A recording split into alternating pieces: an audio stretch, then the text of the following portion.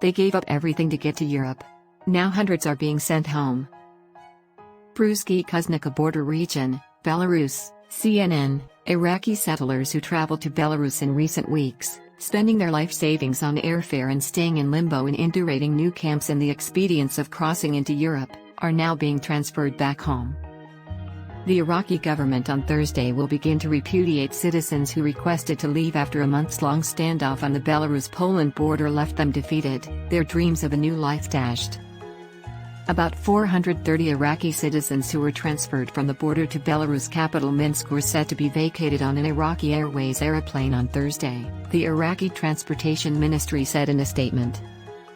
But as numerous as hopeless and decreasingly frustrated settlers are still staked out near the Bruzgi-Kuźnica border crossing, 2 days after violent clashes erupted with Polish security forces there and Belarusian border guards moved some settlers to Sanctum in a near storehouse. Heshw Muhammad, a 27-time-old from Iraqi Kurdistan, said she was suspicious about going to the storehouse, fearful that she and her family would be deported by Belarusian authorities to Iraqi Kurdistan, where she says they've nothing left. She's been bivouacked out for 2 weeks in sub-zero temperatures with her hubby and their youthful daughters, 2, 4, and 7 times old.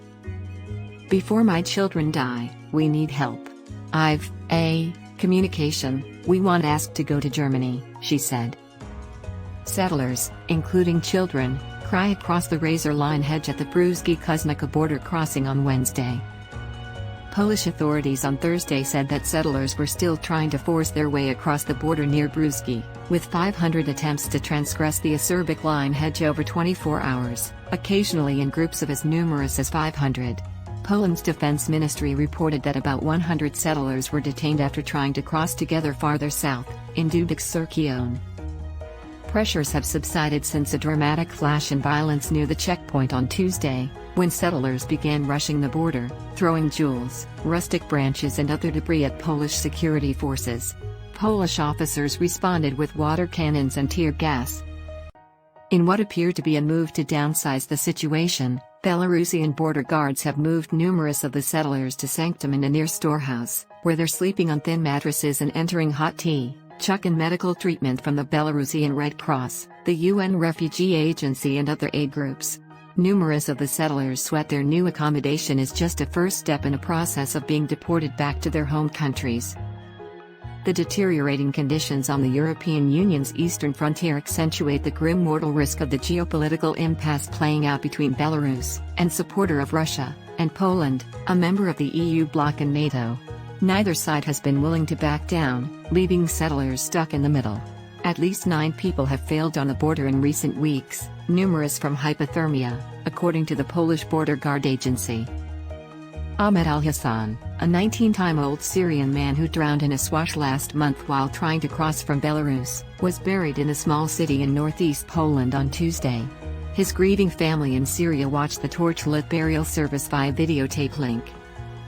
Thousands of settlers like al-Hassan substantially from the Middle East and Asia began appearing on the Belarusian side of the border over the summer, walking by bottom through timbers, gutters and wetlands, to reach Poland, Lithuania, and Latvia, on their hunt for a better life in Europe. Many have made it.